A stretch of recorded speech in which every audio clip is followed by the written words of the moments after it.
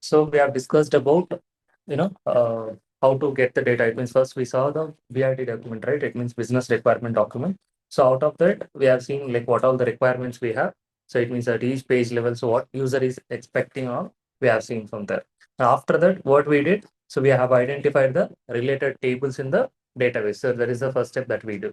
And then according to the requirement, then we have to pull the related tables into Power BI. So these were the related tables that we had. Like, category was there, channel was there, customer was there, date was there, employee was there, and product was there. So we have identified it. It means how we identify. So based on the requirement document. So we have this business requirement document, right? So this one. So there we saw like what and all KPIs he is expecting. So out of that KPIs, it means the business logics. So we have seen like which is the sales column, which is the profit column, and where we have the product details and all, we have identified. It means what details he is expecting. So according to that details, so we have identified the tables. Then we have imported the tables into Power BI. So how we have imported? So we have used the SQL Server. I mean, since our data source is the SQL Server, and we have connected to that, and from there we have imported. Either you can import the direct tables, or you can write the queries to import the data. Clear? So that is the first step. It means importing the data. It means after the analysis and after identifying the related tables, next step is importing the data into Power BI. So the connectivity mode you have to decide. Like if you have the huge data and if it is not possible to store within the Power BI means, then you have to go with the direct query. Otherwise, we prefer the import mode. So because of good performance, because the data will be copied and it will be stored locally, and because of that, we'll have the good performance and we will not have any transform. I mean, we can do all transformations. We don't have any limit on that, and we can use all DAX functions, like including the time intelligence functions.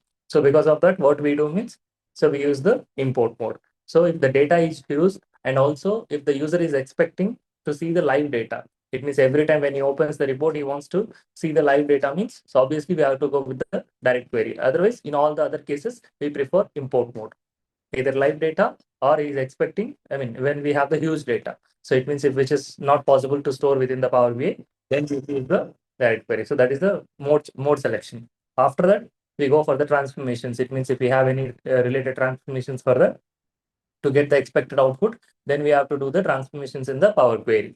So most of the times when we deal with the database tables, right, transformations are not required because we will get the structured data. But when you are working with the Excel files, the CSV files, and some other, flat files and all, you'll be facing, you may need to do some transformations to shape up the data, either converting the data types or, converting the column names. It means first row as the column names, or, treating the NEA values, because they can input the in the numerical column, they can put the NEA values and all, because we don't have any restriction on that. But when it comes to any database, right? So if it is a number column, it will not allow them to input the text values.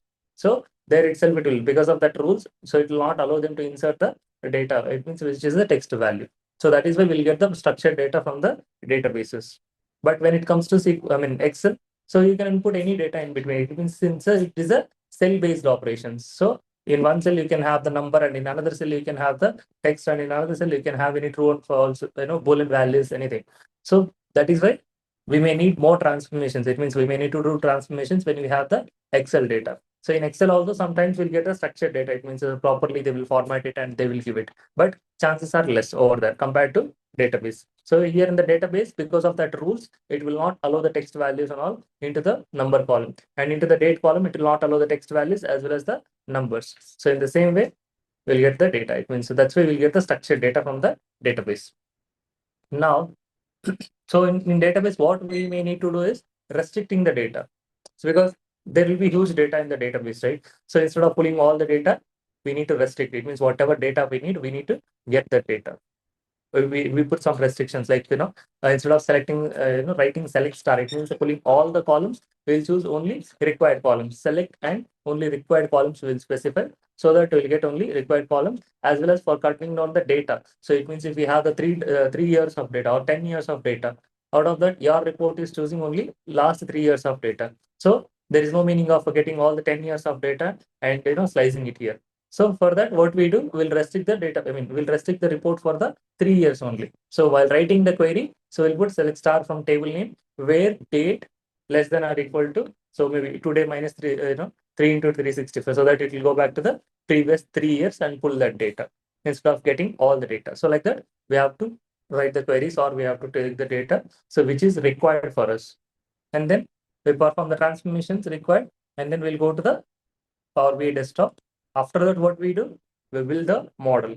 So we'll identify the primary keys and foreign keys and which is dimension table and which is fact table. We'll identify all of them, and accordingly, we'll build the relationships. So this is the fact table, like fact sales and customer dimension, date dimension, employee dimension, store dimension, channel dimension, and then product dimension. So, and the product is connected to categories. So because we need to categorize the data, right? So in some of the KPIs, that's why I've taken the category and it is connected to product and product is connected to sales. Yeah, fact table. So that is how we build the model. So you are aware of this one to many and many to one, right? So on the dimension side, we'll get one because we'll not have any duplicates in the primary key.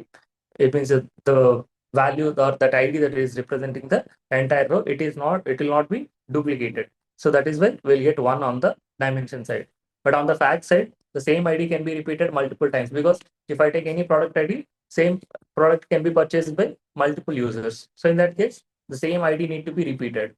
So that is why like we'll have the duplicates on the fact table side, but the same ID cannot be assigned to multiple products. So that's why on the dimension table side, we will not have the duplicates for the IDs. For example, if I say employee ID, the same employee ID cannot be given to other employee. So if it is giving means there will be ambiguity. Like, so if I am saying 101 and it is assigned to two people, then who is 101 in between these two? So that's why it should not be the case like that. Okay. So if I track the attendance information, so I'll have the other, employee information will be in one table. So employee ID and his details. And if I'm tracking attendance information, daily one ID will be repeated. Say 101, whether he came or not today. So tomorrow. So if he came, we'll be noting it as yes. So that same ID will be repeated to today, tomorrow, like that. 365 days will be recording the same ID like that. So that is the transactional information. When I say fact, it is a transactional information. And when I say dimension, it is a descriptive information. We will not have any transactions over there. So it is all describing the business, or particular subject.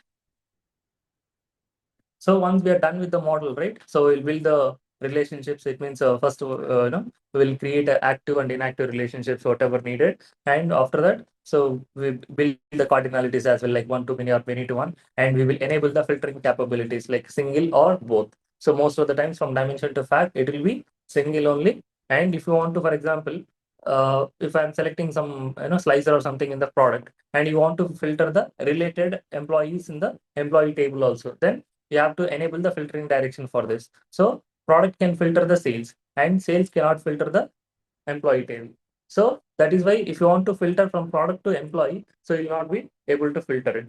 If you want to filter like that, so since product is able to filter the sales and sales should be able to filter the employee, then only you will have the path from product to employee to filter the data.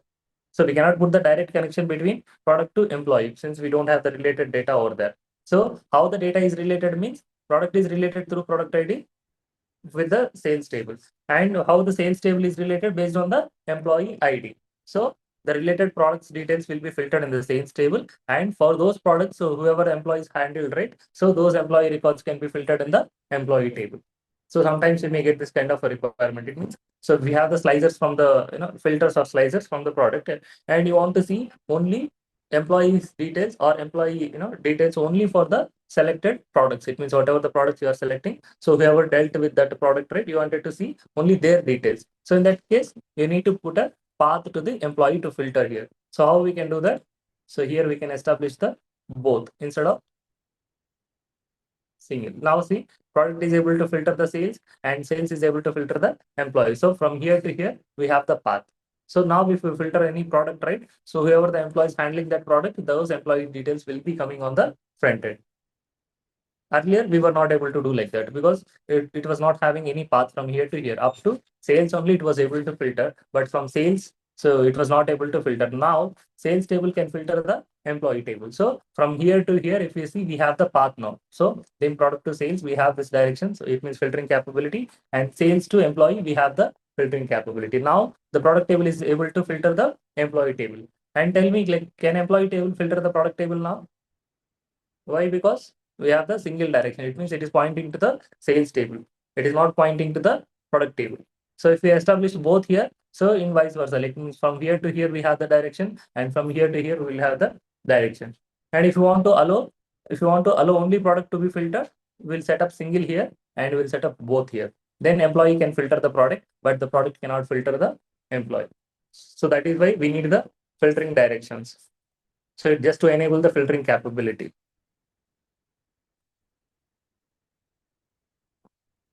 We'll set it to yes. Mhm.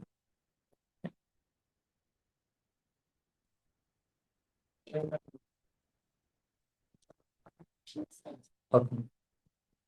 So this is about the modeling. Okay. Once we are done with the model, then we will come to the front end. Okay. So if you want to analyze the data again, it means before we go to the model, we will analyze the data here, like which is, dim table, I mean, dimension table, which is fact table, all these things we will analyze here.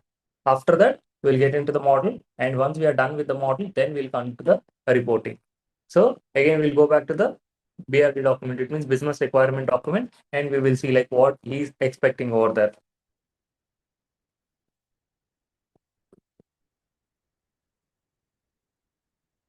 Okay, so when it comes to the first page, so this is the first page, right? So core sales metrics is expecting. So then I'll rename the first page as core sales metrics. It means I have this file open and I'll come to report view. Then I have renamed the page name. Then what all the KPIs he is expecting. It means total sales amount. Total sales amount he wanted to add where we have the sales value. So in which table? So we have the sales column in this one, fact table. So before we get into the, this one, right, you need to analyze all the columns, like whatever the columns that you have imported, right? You need to analyze which is sales column, which is product profit column, and which is the, quantity column, and, what are the respective IDs for them. Because before we build the model, we will analyze all of them. So now this is the sales amount and this is the quantity, purchased, and this is the product ID. If you come here, so this is the product ID. So this product ID, which is 101, in this transaction, they have purchased two items. And in the second, they have purchased again two items. So if you want to see what is 101, you have to go to product table. Then there you can see what is 101. See, Coca-Cola 1 liter. So this item was purchased two times. Two numbers was purchased in the first transaction. If you observe here, sales amount. Okay. So now, so he's asking about the total sales, right? So you wanted to see the total sales amount. So what is the total sales amount formula here? So usually sum of the sales column. So since it is a simple measure, so we can directly take the implicit measure. It means we already have the default measure calculations, right? We can directly take that sum of sales amount, right? So sales amount we can take and we can set up the sum of. Okay, so now what I'll do means I'll create a DAX measure for this and I'll use the DAX measure so that if I need anywhere in the other calculations, I'll take the total sales amount from there. So just to simplify for you, I have created the document with the DAX formulas required for you so that you can practice easily. So this is the total sales amount.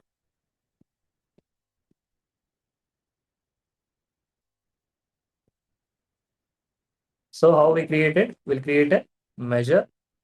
So you know, right, how to create a measure. So we'll right click on it and create a measure, new measure. Then we need a sales value, right? So total sales amount is equal to, so what is the formula to sum up the values? So sum function, then sales amount. So where is the sales amount? So in the fact sales. So we will sum up the values from the fact sales. So it will give the total sales amount. So first we need to create all the DAX measures required for us. Then we'll get into the report, a visualization. So now I have the sales amount. So I'll not build this value. So first I build the sales amount, and after that he's expecting the total orders. So total orders means order ID counts. So count of order ID or some order ID we can use over there. So it is sales ID or order ID, whatever. So I'll copy it from here.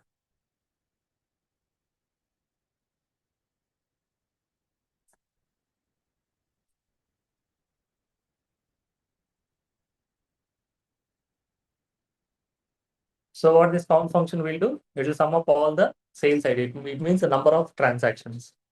Number of orders, nothing but number of transactions. So it means how many records we have in the fact sales table. So what will be the number what will be the number for this means? See, 1003. So this will be the number for the total transactions. We'll check it here.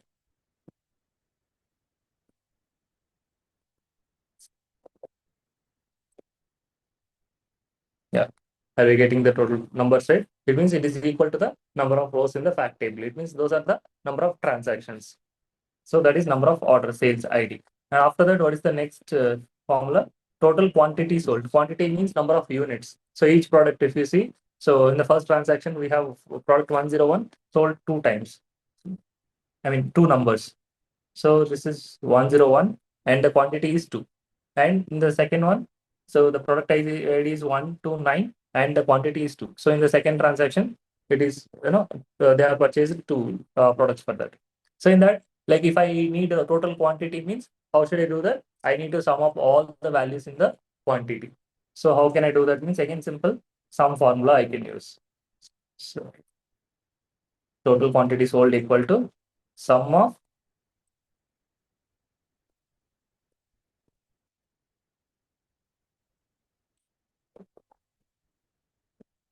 So simple sum of and fact sales of quantity column you have to give.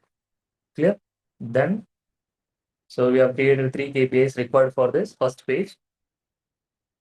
And then sales growth percentage. See, now you see here, what is sales growth percentage? Sales growth percentage means current month minus previous month. I mean, current year values and previous month values. And then, so current minus my previous month divided by previous month. So actually, like we have to take the current month sales and the previous month sales, and we need to minus it, and then I mean subtract it. After that, we have to divide with the previous month. Then we will get the sales growth percentage month over month. That is the formula. Like we'll see in the business requirement document. So the percentage change between current and previous month. So he's just observe the formula. So current and previous month, the percentage change in the sales. So first we have to calculate the current month sales and we need to calculate the previous month sales. Okay. Then how do you find the percentage means current month sales minus previous month sales divided by previous month sales. And if you want to get the percentage, multiply the result with 100. Then you will get the month over month percentage growth rate. Clear? So for that, first we need to calculate the current month sales, then we'll calculate the previous month sales. Okay. So for what I will do means instead of writing all the calculation in one measure, I'll take variables inside it for the temporary calculations. It means for the current month, I'll write one formula and it will execute. And for the previous month, I'll show it over there, like how it will be executed.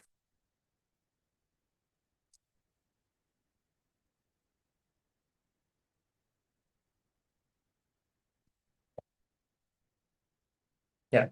So first, dim date is there, right?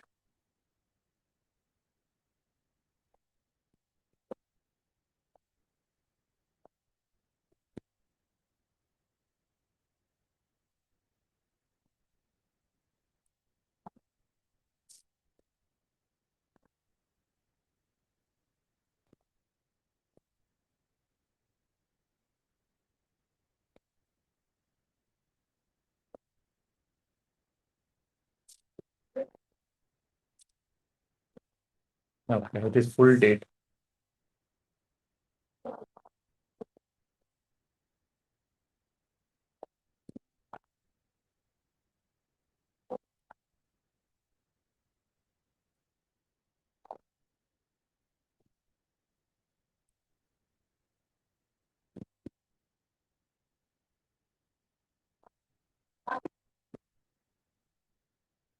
Okay. So first what I'm doing means if I want to calculate the month over month percentage growth, first I should calculate the current month sales and then previous month sales.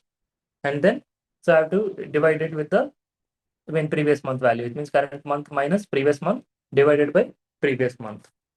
So that is actual formula. For calculating the current month, how I am calculating it? So I'm just taking the sum of sales. You can directly take the sum of sales, or I already have the measure right with the total sales amount. What I have used over there, simply sum of sales I have used.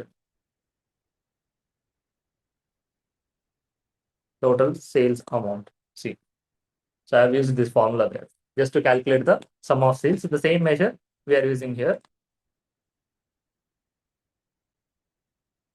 Okay, so calculate sum of sales and then parallel period. It means from the current date. It means from the current date, what we are doing means we are just taking the current year sales. Actually, even though if you are not taking, it is fine. Like it will calculate for the current month only. Okay, na? But for previous month, we need to go back to the 1 month. It means parallel period. I think -1 should be there for the previous month. Yeah, -1 should be there, so that from the current one it will go back to the previous month and it will capture the sales for that. So what I'm doing, simply calculate sum of sales and I'm restricting the data for the previous month. From the current context, I'm restricting the data for the previous month. So how we can do that means we have the parallel period and you have to pass the date and then -1 and then month. So if it is year, it means if you are comparing for the previous year, then you have to use year. Instead of month, you can use year. So first, if you take the calculate function, first the filtering functionality will be executed. On top of that, the sales will be calculated. It means this expression will be evaluated on top of the resultant table. Okay, first it will perform this expression. After that, once we get the resultant table rate, on top of that, this expression will be executed. So that's why first we are restricting the data for the previous month, and for the previous month, we are calculating the sales. This measure will be executed. And here, this is for the current month. Now, in the return, what I'm doing, so I'm just using the divide function, or without divide function also, simply you can put a. So instead of divide, what you can do, you can open the brackets and perform the numerator operation first and then use the operator. Yeah. So now we'll get the current month value minus previous month value divided by previous month value. So this is how we'll calculate the sales growth percentage month over month. And then we'll set up the percentage for this so that it will multiply with 100 and percentage symbol will be added. So now we'll get the value in the decimals 0.1 like that. So once we click on this percentage value, then it will multiply it with 100 and percentage symbol will be added to that. So we have created sales growth percentage month over month. And what is the next KPI? Sales growth year over year. So same will be there, but there in the parallel period will change it to year.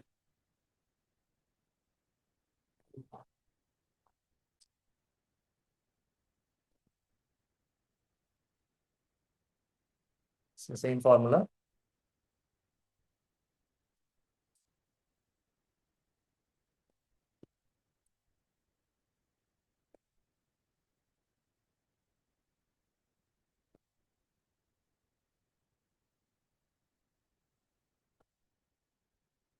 Yeah. So the data is restricted for the current year, and here the data is restricted for the previous year.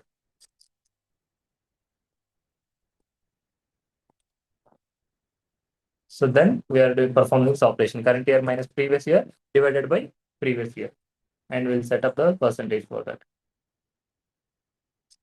Okay. Sales growth year over year. Then, so what is the next thing? Average order value. So average order value means it means what is the average sales for each order. So like that. So how we can calculate that? Total sales divided by number of orders. So for that we already have the total orders we have calculated and the total sales we calculated. So total orders how we calculated? Count of sales ID we have taken, and how we calculate the total sales amount? Sum of sales. So if you don't have direct measures means directly you can use the sum of sales amount divided by now count of order ID.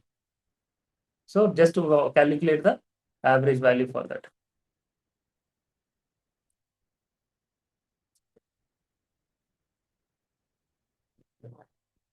New measure.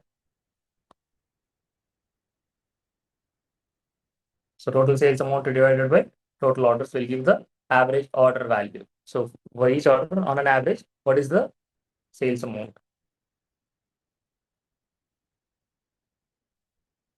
And then average items per order. It means how many numbers, like one person will purchase 2 items, one person will purchase only 1 item, one person will purchase 10 items like that. On an average, for each customer, how many quantity he is purchasing. So to calculate that, total orders divided by number of transactions. So total orders means, total product values means a quantity divided by total orders. So how we will calculate the quantity means sum of quantity column. So we'll have the sum of quantity column, right? So if we remember, we already calculated the total quantity sold using the sum of sales and divided by number of transactions. So number of transactions means number of orders. So we have the total orders as well. So this value divided by this value, we will get the average items per order.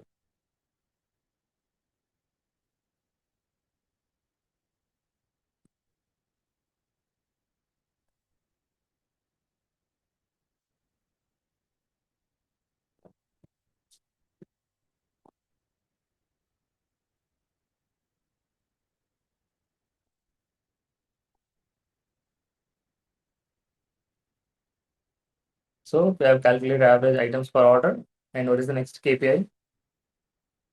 Sales per day. So total sales divided by number of days. It means we'll take the number of transactions and based on the number of like in how many days the sales happened. For example, if I want to calculate for 1 year, it means we'll take a 365. It means 1 year, for 1 year means of all the 365 days in that year we will take, and we will see like what is the sales per day for each day, like what is the sales average sales like that.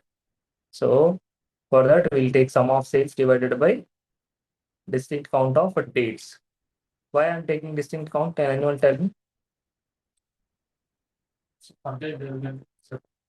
So yeah, so we can take like that.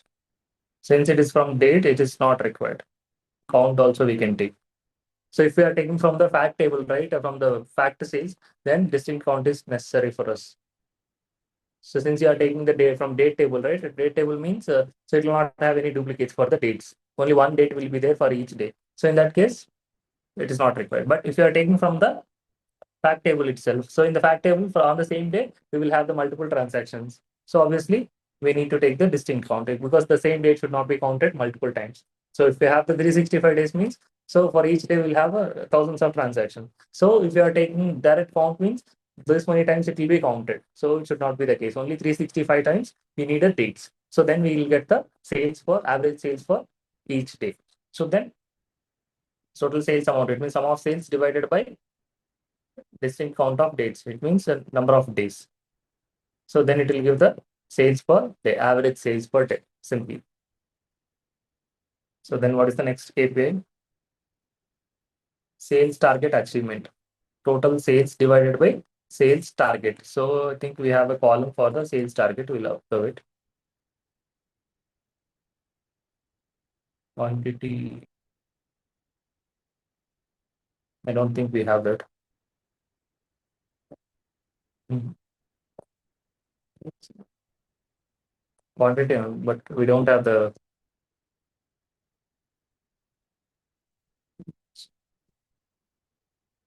the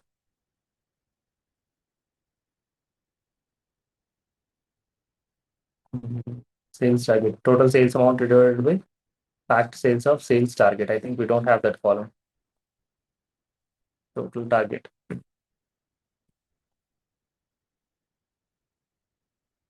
So target is not there, so we cannot calculate that one. So we need to check with the users. So if there is a target column, accordingly we can compare. So for now, I'm ignoring that measure because we don't have the target column. It means which is already predicted. So it means they will have some goal value, right? So that goal value we don't have here. That's why I cannot create that measure.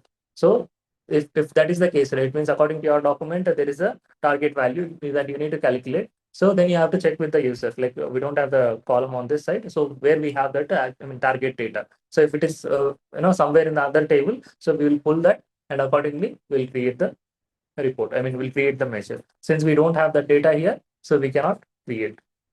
In the complete table itself, I'm not seeing any column for the target, so I cannot proceed further. So if you want to proceed further, you check with the user if the column is available. If there is any table like that, so then you have to take it and you have to connect with the existing measure. Existing model, then you have to do the calculation. So then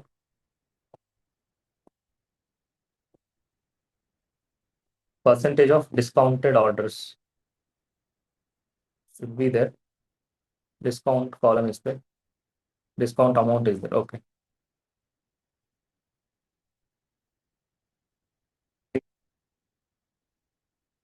So orders with discount and then divided by total number of orders to calculate the percentage of discounted orders. This is the formula. So orders with discount means all the orders which are having at least 1% discount in it. So if the discount value is 1%, 10%, 20%, so we have to count that value. So if the discount is zero, we should not count that orders. So orders with discount, it means we will perform the calculate sum of sales. So where the discount value will be there, right? The discount amount value will be greater than zero. So if it is not zero, we should not include the transaction. Divided by total orders, it means the number of orders. So how we'll have we have the DAX formula for this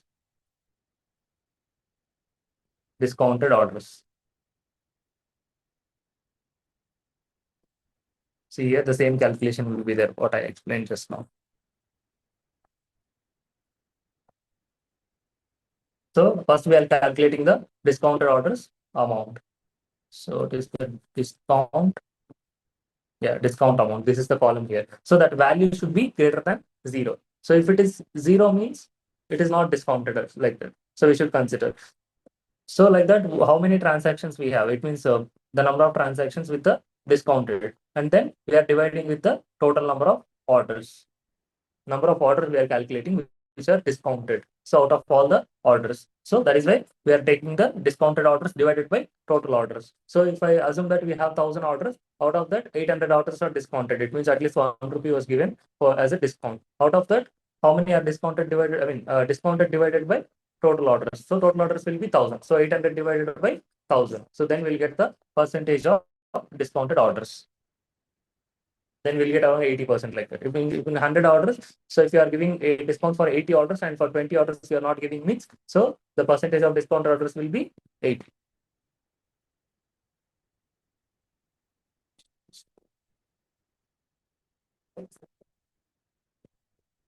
So you saw this column, right? Discounted orders. See, discount amount. Based on this, we'll calculate. If it is zero, it means it is not discounted. They are not given any discount for him.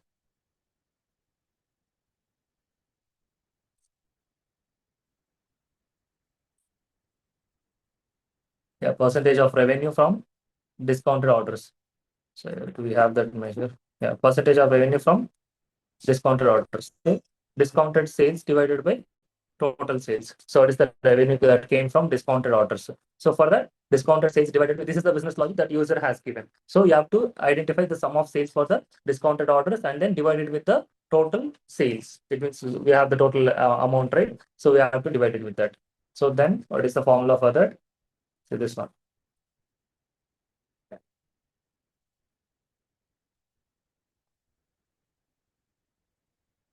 Just understand the logic in it. It will be easy one. Since we have the variables, right? So we just divide the calculation. So first what we are doing, we are identifying as per the business logic. So first we have to calculate the discounted sales and divide it with the total sales and then multiply it with 100.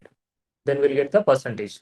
So first we have to calculate the discounted sales. For that, calculate sum of sales amount and then fact sales of discount. It means that discount value should be greater than 1. Then only it will come under discounted sales. Otherwise, we'll not consider it as a, we cannot consider it as the discounted sales. So if I say that same example, 800 divided by 1,000. So first all the 800 records we have, right, which are discounted, we are identifying the total sales for that. Then for all the total, I mean, after that in the denominator, so we are calculating the sales for the discounted as well as the not discounted sales. For all the sales, we are calculating that. Then we are seeing the percentage for it. So that is the formula that user has given. So according to that, we are calculating. So first you need to calculate the sales for the discounted sales and then divide it with the total sales.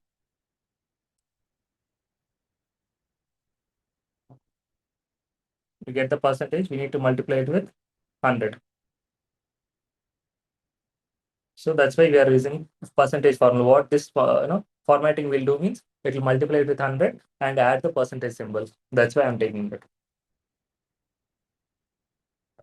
So we are done with the calculations for the first page. So if you want to go for the channel performance, so these are all the formulas for that. So it means online sales amount. So what is the online sales amount? It means since in this data, so we have a two types of transaction. It means either online or store transactions. So accordingly, I have segregated it. So we have a flag for that, whether it is online or offline. I think channel is there, right? So if you go to the channel, then you can see that. Yeah.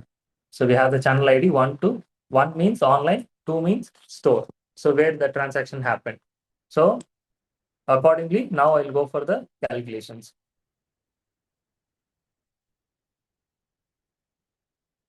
So what is the online sales amount? Online sales amount means online channels where the transaction belongs to online. So online means we have that flag, right? So calculate sum of sales and the channel equal to online. So channel value should be online. So that is the calculation. Calculate sum of sales and then the channel equal to online. We have to put that restriction. So we'll use the calculate function for that. So we have the formula here.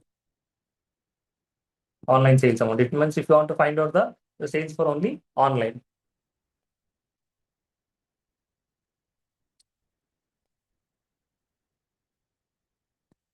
And this is for online. Calculate sum of sales. So you can use sum of sales or direct measure. So we have already sum of sales in it, right? That is why I'm taking that. So then we have the channel separately into the dimension table. So channel you have to take channel name equal to online because we have dimension table, right? So from there we are filtering it. We are here in the fact table, we are just taking the IDs one or two. So if it is one, then it is room channel. One means online, two means store. So if you want to filter from the fact table itself, you should put one for that. But I have the dimension table, right, with these IDs, and I have created, I mean, mapped in the model. So that's why I'll take the filter from the channel table only. So same for this one. Store amount. It means the transactions which are coming from the store.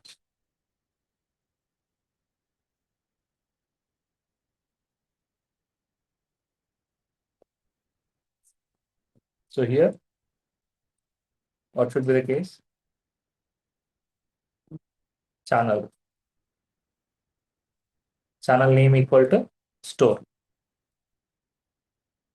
Simple calculation will calculate sum of sales and for what means only for the store transactions. So now we get the store sales amount.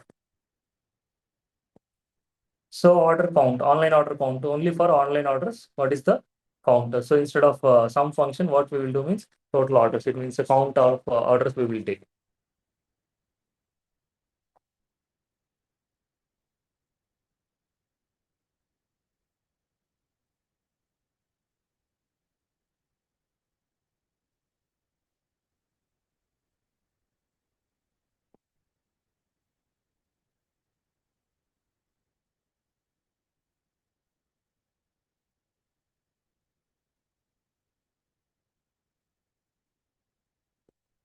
And for the store order count, what we will do? Store order count. What should I specify here? Store.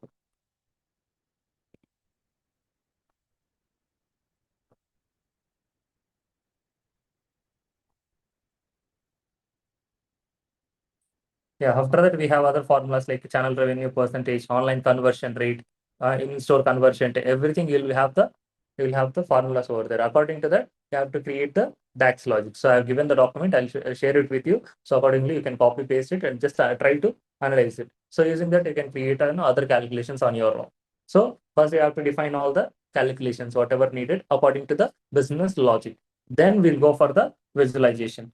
So he's expecting to have the KPIs, total sales amount, total orders, and total quantity sold. So all these three things, right? So these three things are like on top of the total business performance. So that is why what I'll do means I'll take a card visuals for that.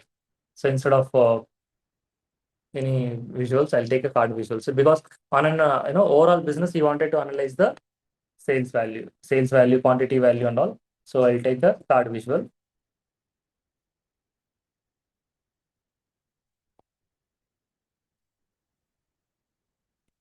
So he's expecting the total sales amount.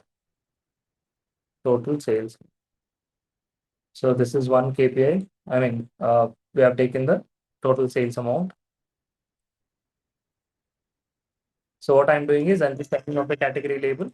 Then I'll put the title for it as the total sales. So in the formatting, we will do it right. I hope you are aware of this. Yeah, total sales to align. Yeah. Please mute yourself if you are not speaking.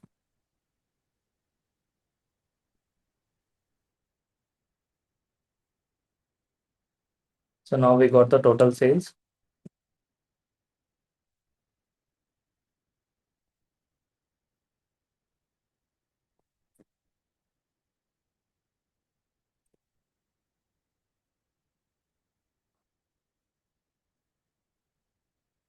I want to display the complete number.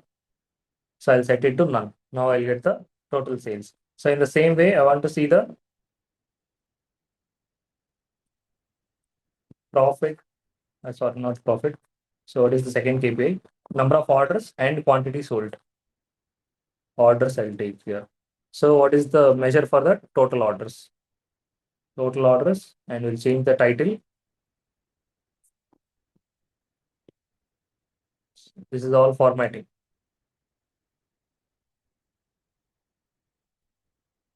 Total orders, and the next one is quantity. And we'll go here and change the title for that.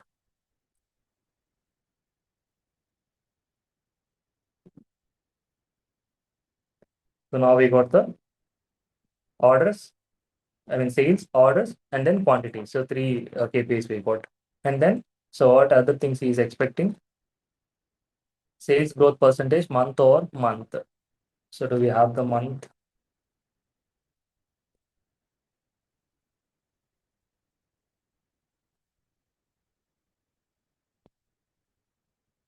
Year and month I will take.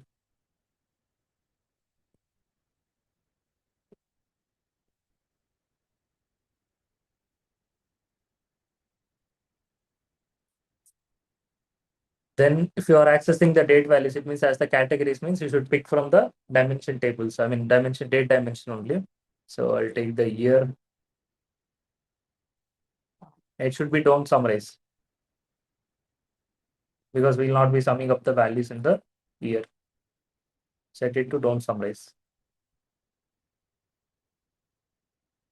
Month also don't summarize. Because we will not perform any mathematical operations on it, right? That is why I'm setting up to don't summarize. So I'm taking year and then month name as per my requirement. Then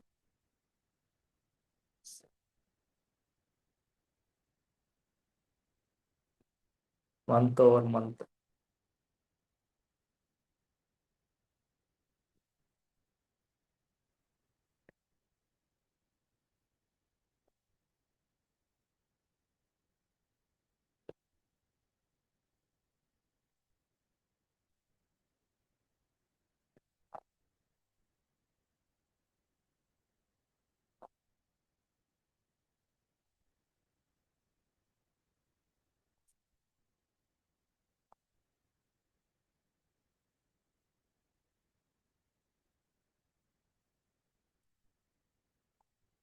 Then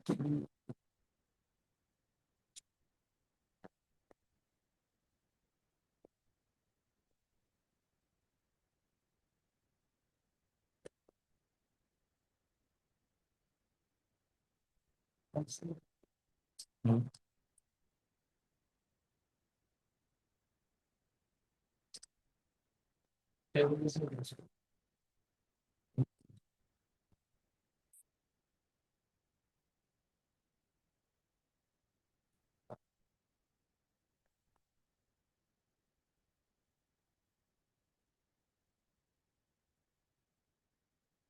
I'm getting zero for this.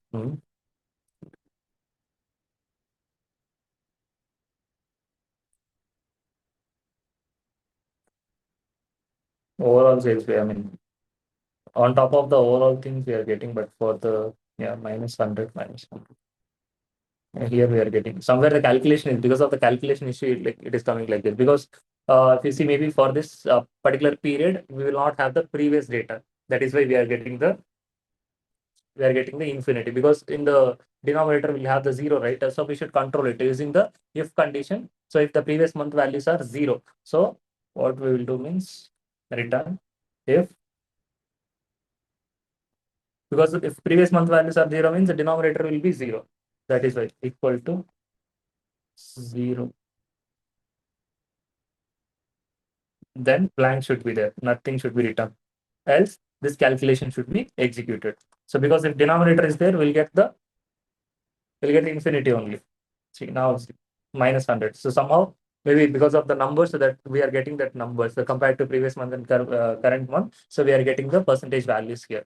And why we are getting infinity, because means because we don't have the previous month sales for that period. So that is why it was returning infinity. So because denominator is zero, previous month sales we do not have. That's why for that period. For example, if I say this year, right? April, if I say, so last year April data, if we have, I mean, maybe if I have the February data, so then I'll get the values. So if I don't have the February data means, I mean, March data means, then I'll not get the values, previous month values. So previous month value sales will be zero. So if the denominator is zero, something by zero is equal to infinity. That's why we were getting infinity over there. Mhm. Default blank pictures. I mean, I'm just giving blank. If nothing is there, if the first I'm checking, like, denominator I'm checking. So if the denominator is zero, then I'm returning blank. Blank means nothing. So it should not perform any calculation over there. So it will return nothing. And then if the value is there for the denominator, then it will perform the calculation. It means current year, I mean current month value minus previous month value divided by previous month's value. That is how it will perform. Then so we will have the,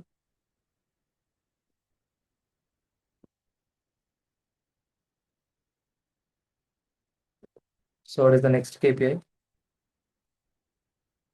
Same year over year. So if you want to include that, so just remove this and put that year over year. So there also you have to do the same thing if that is not there.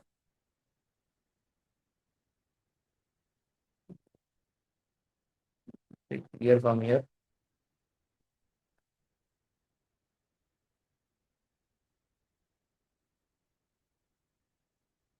I think we need date context.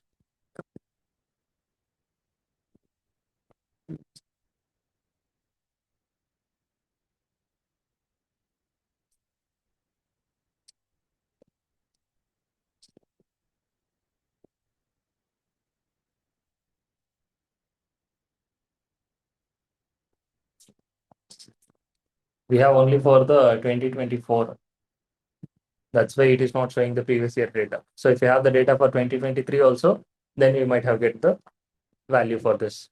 Okay, that's why please ensure that, because this is a sample data, right? So just for an example, I'm taking this. So while you are calculating, you have to analyze like what is the root cause for this. So that's why, like, I'm just explaining like why it is causing infinity and why it is not returning any data. So here the reason was denominator, we don't have data for the denominator, and here the reason is we don't have the data for 2023. That's why if we don't have that means we are not getting anything.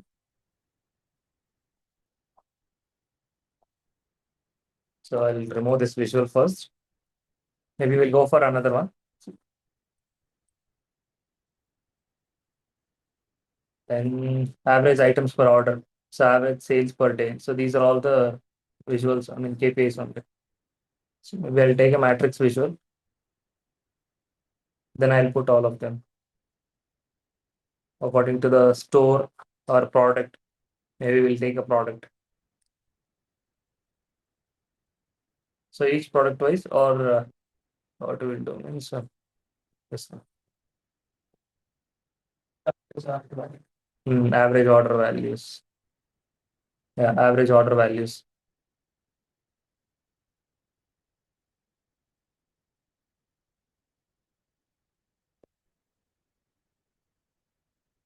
So here we can take any other one. Store values. Yeah.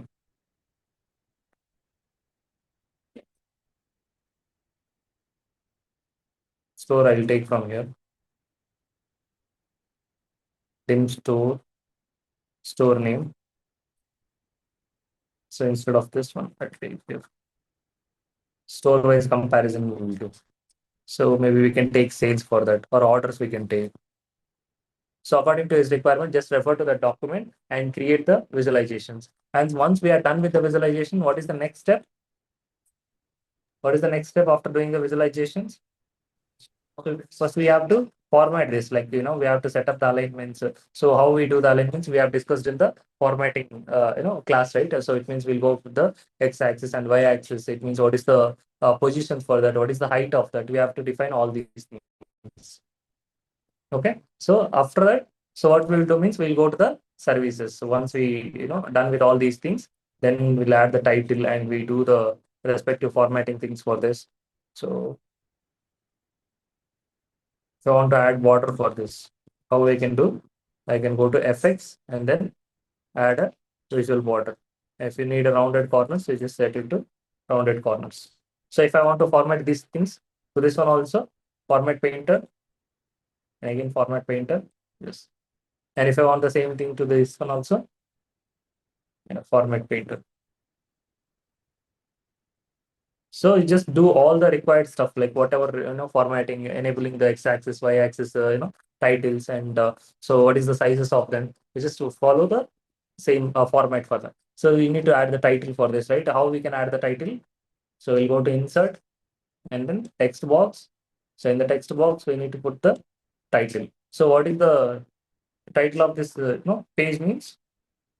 Core sales matrix.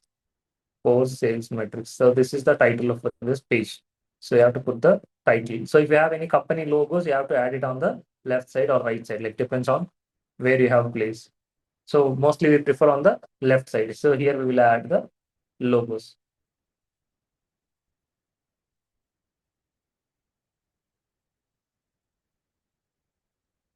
And increase the size for this.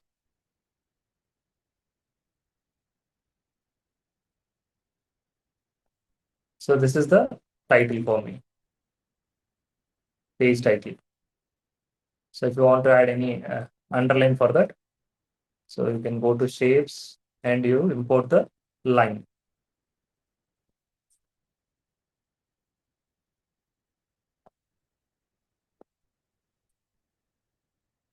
Shape, yeah. Line is added.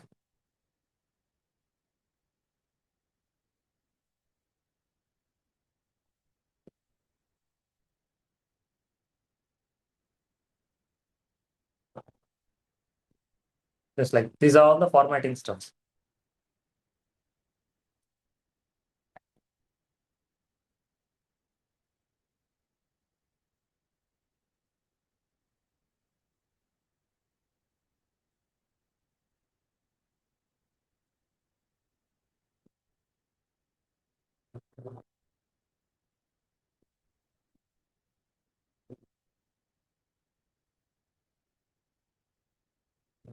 So we have created a title and created the charts. On top of that, so there were some other requirements, if you remember. So if you come down for the first page itself, so they are asking to have the filters and toggles between sales and profit view. So you have to create that also. So first, if I say filters, right? So date range is expecting sales channel. It means online or offline. They wanted to select it, and product category, region, that's store. So we need to add the filters. So how they are expecting? They are expecting in slices or they are expecting in segment. We need to check with them. So you need to have a separate panel, or you want me in the page itself, or you have to check with them. So if they are say in the page means you have to take slices. So then I will take the same formatting stuff for this. So first they are expecting date range. So date range means, so we have date column, right? We have to give the date column for the date range. So within that range, they can filter the data. So now it is the, what is this visual? So it is a card visual, sorry. So you have to take the slicer, so the date range is come. So you have to set up the between for that. So in the formatting thing, we can set up a list or range or whatever you can do, you can set it up. So this is created, date range is created. So you can place it here, date.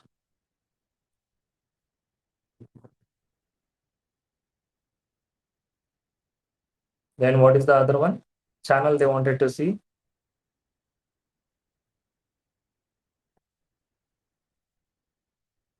So channel means online or offline. They want to filter the data for the specific channel. So then we'll give the channel name.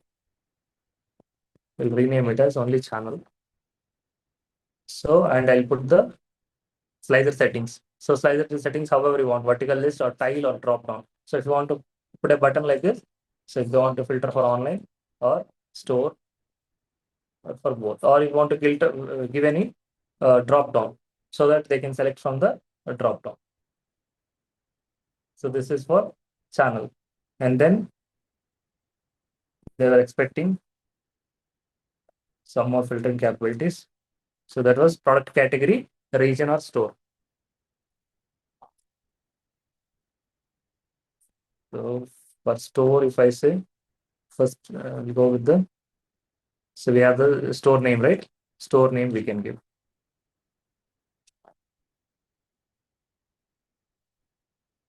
This is one. So you have to maintain this uniform things and all. I mean, the same height and same width, and you have to calculate these things. So from here to here, 1280 will be the red pixels. You have to calculate them. Then accordingly, you have to give the size.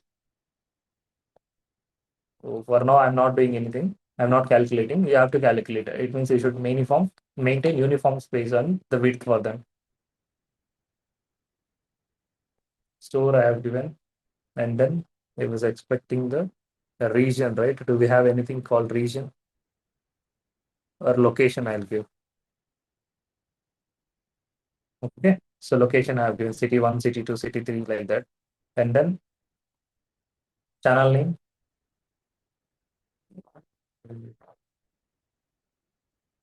Date range. Product category is also there. I can give the product category here. So where we will have the product category? So in the category. You remember we have a product table connected to category table.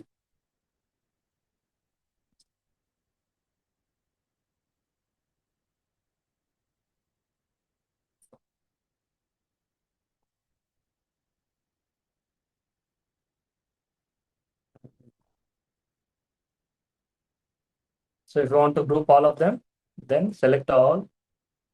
Now we have the individual elements, right? You want to group them as a single element. Then select all of them using control, then click on group. So now it is grouped. So if you move one thing, all the things will be removed, all the slices will be removed, so that it will be good for alignment and all. You can easily place it. Okay. Now, and for the card visuals also, you can group them. Group and group. Ungroup means right click and group ungroup if you don't want them to group. So now if you want to do formatting for any single card visual or single one inside that group, means you have to double click on it. Then only individual formatting stuff will be coming. Otherwise, it will be for the entire group, not for the single one.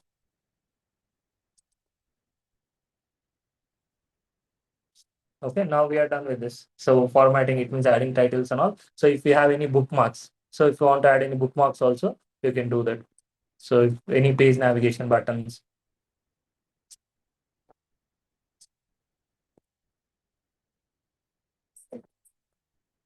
So bookmarks means, so maybe, for example, so I need for this data. So it means every time user wants to see only online and snacks data. So I want to create a bookmark for that. How can I do that? So first I need a button.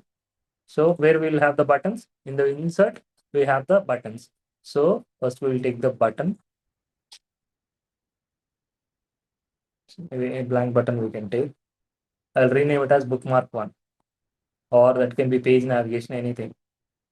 So I'll rename it as bookmark one. So title or the text inside that. So text style you can go and you can set up the text. And this is bookmark one. I'll rename it as bookmark one. So otherwise they'll give specific requirements, right? So according to that you can rename it. So bookmark one. Then formatting, like font color, what is the placement and what is the width and what is the height, everything you can format it for this. Then what is the main thing? You have to set up the action. So for the action, we have not created the bookmark yet. So this is the view that we wanted to bookmark. So first we need to navigate to that view. It means you have to select all the slices or whatever needed for you. Assume that this is for this period only. So I've created a view first, and then I have to capture this view. So how can I capture? We'll go to views, bookmarks, and then create a bookmark. So then this is the bookmark one. I already have it renamed it. So then what I'll do? Then I'll go to this button. I'll assign that bookmark to this one. In the action, select it to bookmark, then select it to bookmark one. So you have to give which bookmark you wanted to give. So that is one thing. So in the same way for the second bookmark, if you have only for store, and if it is for only snacks, and if for this period means, then you can create another bookmark.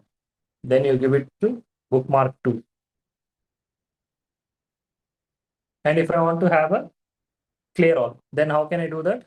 So this is for bookmark 2. Now I have selected the things whatever needed for me, and I'll rename it as bookmark 2. Then here also I'll rename it as bookmark 2, the display title. Then what should I do? In the action, you have to map it to bookmark 2. Clear? Then so you want to add a clear all. It means you don't want any selections. It means once the user is selecting bookmark 1 or bookmark 2, and you don't want to see any selections like that. You want to come back to the normal view. So first if is selecting bookmark 1, see, online and snacks, and this period is coming. If we select bookmark 2, so stores, snacks, and this data is coming. Okay, but you don't want to see anything. You want to see all the data. You don't want any filters. Then what can we do? So first we have to clear all the filters, all the slices, everything. Then we have to come to the normal view. Then we will capture that moment. Then it is a clear all. So how we'll assign it to this one, clear all? So first we have to change the text for that. So clear all. Then in the action, so in the action we have to set up clear all. So now see if I select bookmark 1, so this is the view. Bookmark 2, this is the view. So clear all, this is the view for that. Okay. Now if I need any navigation, I mean to the next page, I want to put some button to this here. So maybe next page is hidden or something. So but we want to give the user to go to the next page. Okay. How we can do that means, again we can take a button. So can button or any icon or shape, anything from there, or you can insert your own image also. So from the insert option.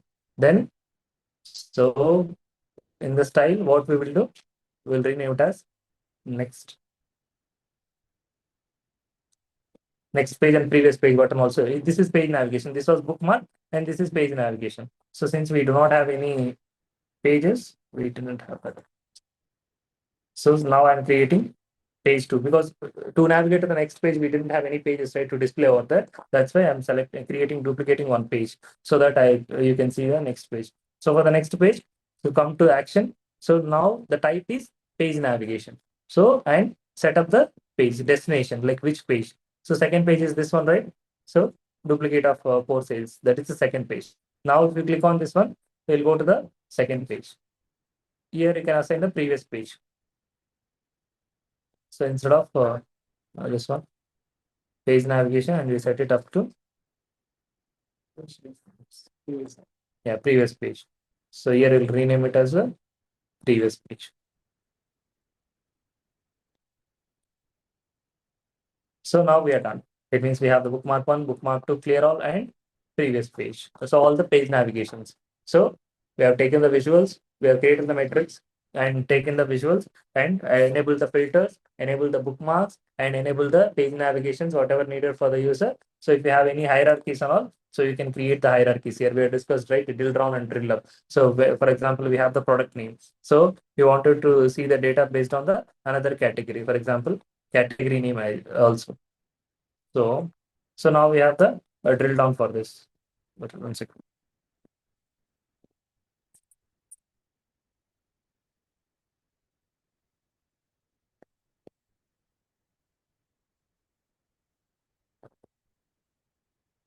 Yeah. So we have the drill downs enabled now. So first view is based on the product and second view is category name. So if you want to go to the category name, then you can use the category. So it means if you want to you have the normal, it means access switching like product to channel. But you want to see the hierarchy drill down, then you have to use this one.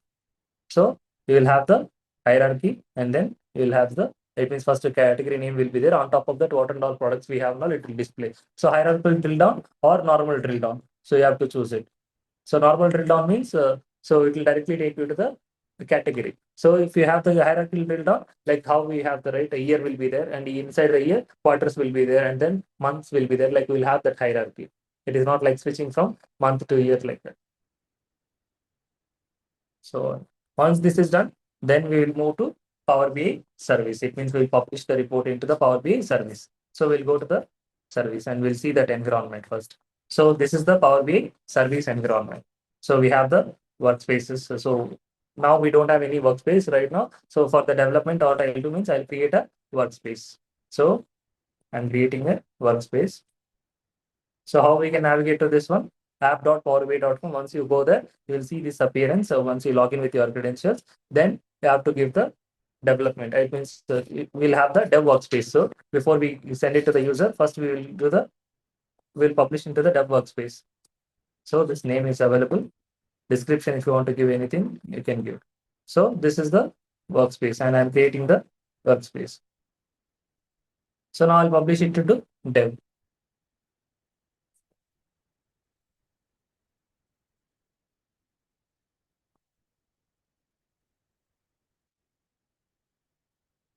So that the workspace is created. Since we didn't have workspace, I have created it. Now we will publish into the Power BI service. So in the dev workspace, we'll publish and we will test it internally.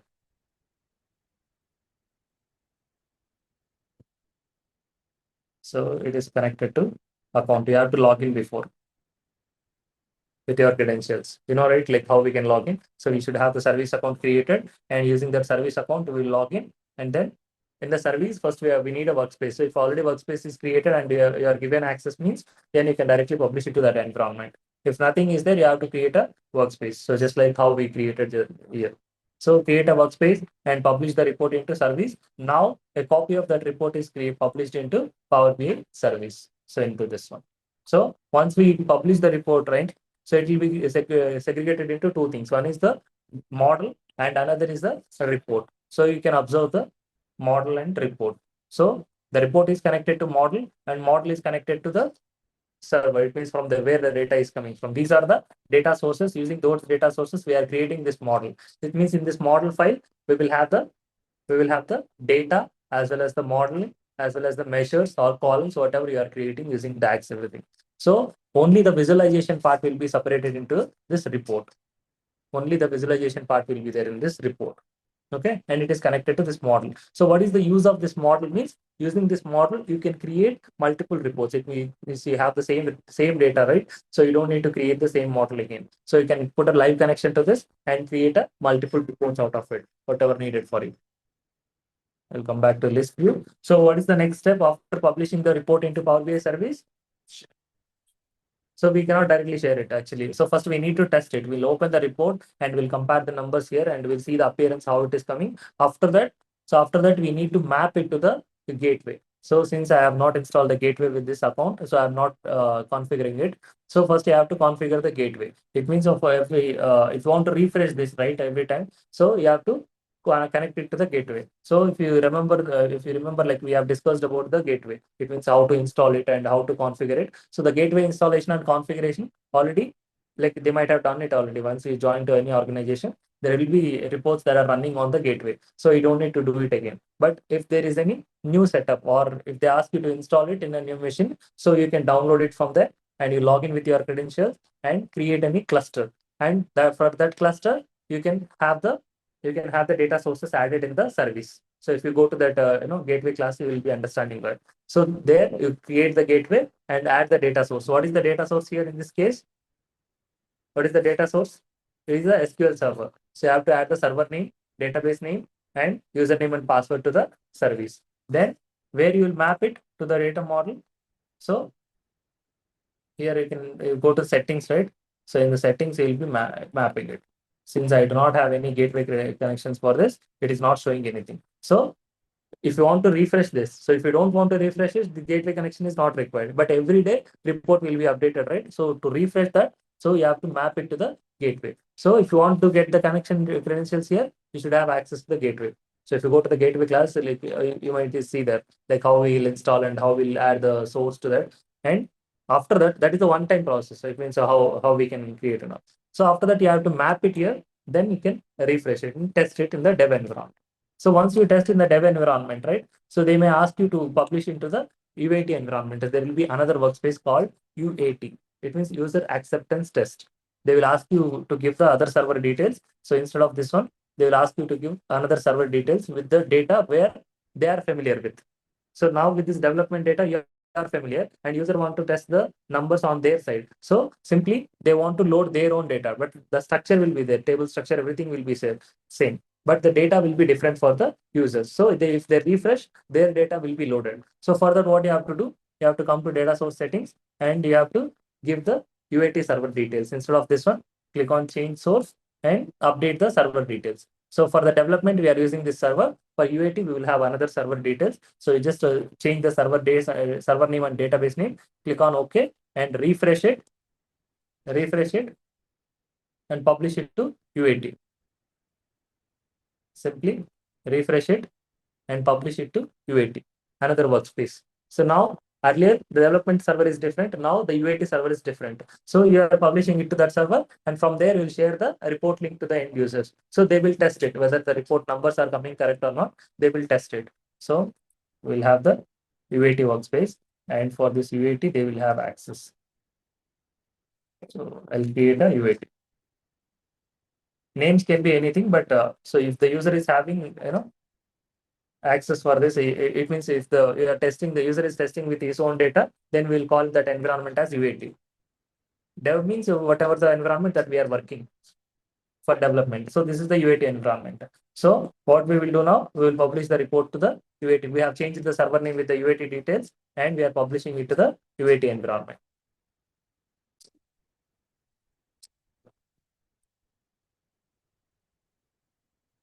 Again, you have to map the gateway, everything. So in the settings, you have to map the gateway. Then you can set up the refresh cycles if you want. How we will do that? So we'll go to settings for the model.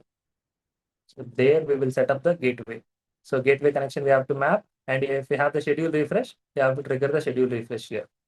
8 times or 2 times, 3 times, whatever. Daily once or you have to trigger this. And then what we will do, we will send this link to the end user. It means for now, we don't need to configure the schedule refresh. Simply we will refresh it since it is a testing purpose. So then we will share the report with the end users. You know, right, how we can share the report with the end users. So here we can get the link or you can add the users. So you go to this one and then so yeah, report you have to share, right? So click on the share, or if you open the report, there also you'll have the share option on the left top. So here you'll have that. So if you open the report,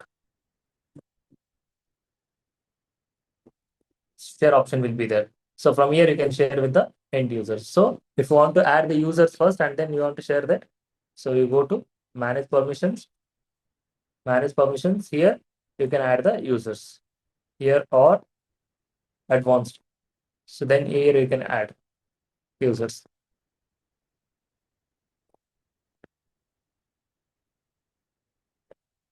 Add user.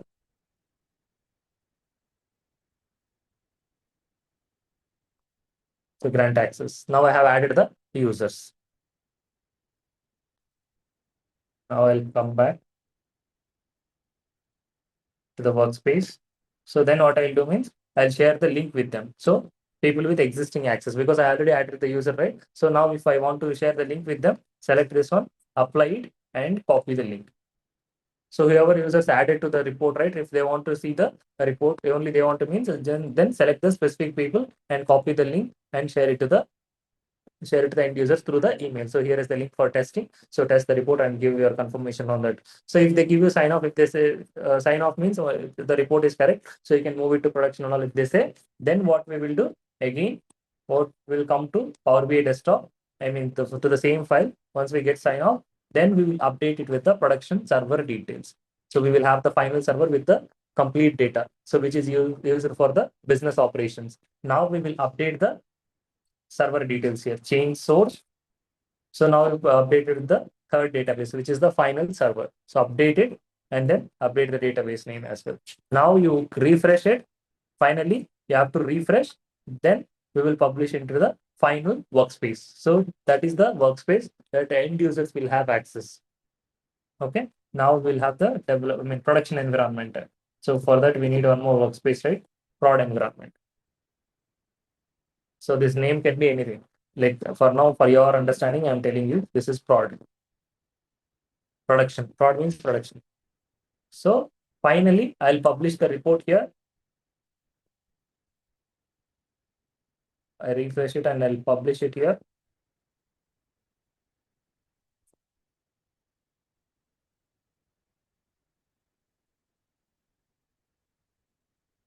So now again, I'll go to service.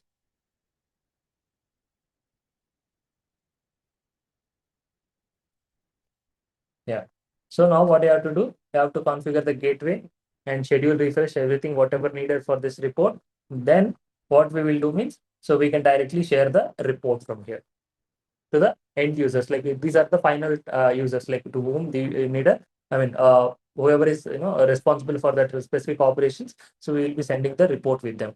And in how many ways we can share the report means, so we can share the report directly, or we can set up the subscriptions. So we can set up the subscriptions for the other users. So if they have access, they can set up the subscriptions. Yeah, subscribe. So every day they'll get the email. It means according to the frequency that they'll set up. Apart from that, so most of the organizations use the app instead of directly sharing the report. So we'll have multiple reports in the workspace, right? So you have to create the app, and that app link we will be sharing with the end users. Create app, and this is the app name. So now go to the second step, app name, description, logo if you have, content. Now you add all the reports needed in this app. So app is nothing but stack of reports. So instead of sharing a single report, if they need multiple reports from the same workspace, so instead of sharing them, so what we'll do, we'll create an app, so which is the stack of reports. Now we have all the reports added. In the add content, you add all the reports from the workspace, and then you set up the audience. So new audience, it means if you want to display only two reports for one set of users, another two reports for another set of audience, you can define multiple audience here. Finally, publish the app. That app link you can share with the end users through the email. You copy it and send an email to the end users. So through that, they can see the data. So first you have to develop it, publish it to the dev environment, test it internally, then you move it to UAT with the server UAT server details, refresh it and update it, and then ask the users to test it. Once the testing is done from the user side, if they give sign off, then you finally move it to prod environment. Before moving the prod environment, you have to update the credentials. Means you have to point it to the production server. It means what is the difference between these environments means servers will be there, different servers will be there. So they don't want to touch the production environment. They don't want to disturb the production data. That is why first they will ask us to develop the development data, and finally once we get the report ready, right, then they will ask us to map it to the production environment. Then from there we will push it to the production. Okay. Okay, guys. So this is all about the project that I wanted to explain. Okay. So query folding, I'll inform this now. Okay, guys. So you can drop off. Thank you all.